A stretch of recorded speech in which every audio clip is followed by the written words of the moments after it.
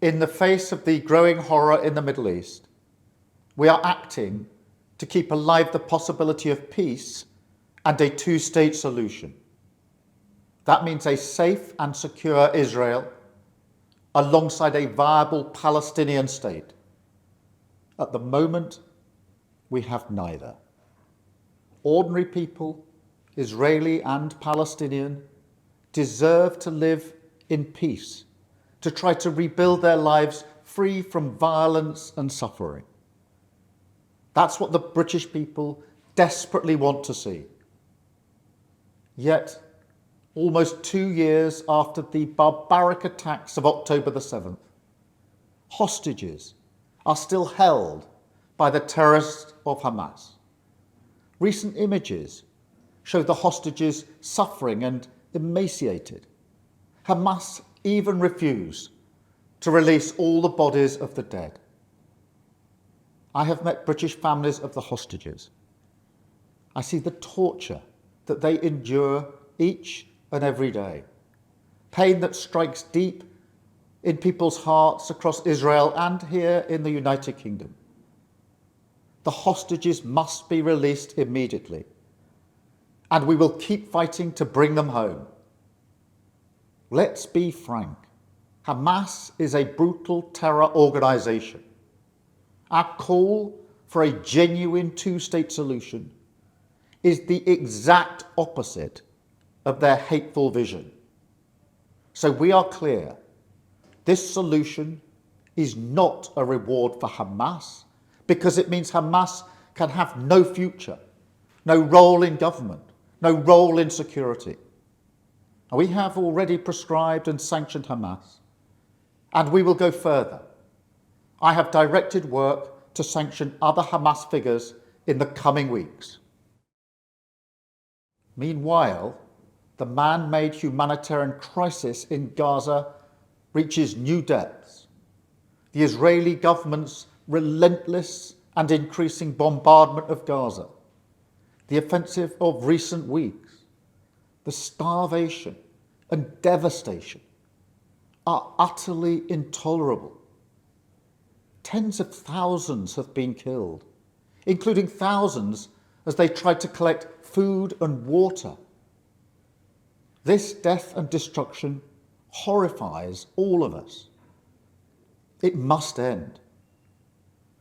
We have evacuated the first group of sick and injured children to the United Kingdom to be treated by the NHS, and we continue to increase our humanitarian support.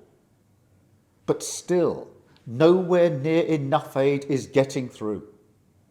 We call again on the Israeli government to lift the unacceptable restrictions at the border, stop these cruel tactics, and let the aid surge in. With the actions of Hamas, the Israeli government escalating the conflict, and settlement building being accelerated in the West Bank, the hope of a two-state solution is fading. But we cannot let that light go out. That is why we are building consensus with leaders in the region and beyond around our framework for peace. This is a practical plan to bring people together behind a common vision and a series of steps, including the reform of the Palestinian Authority, that takes us from a ceasefire in Gaza to negotiations on a two-state solution. We will keep driving this forward.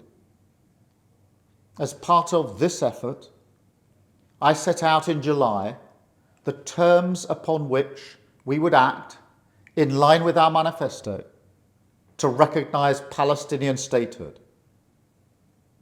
That moment has now arrived.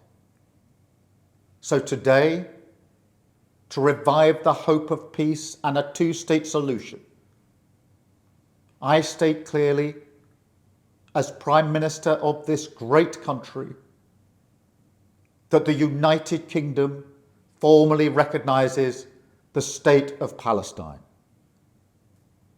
We recognised the State of Israel more than 75 years ago as a homeland for the Jewish people.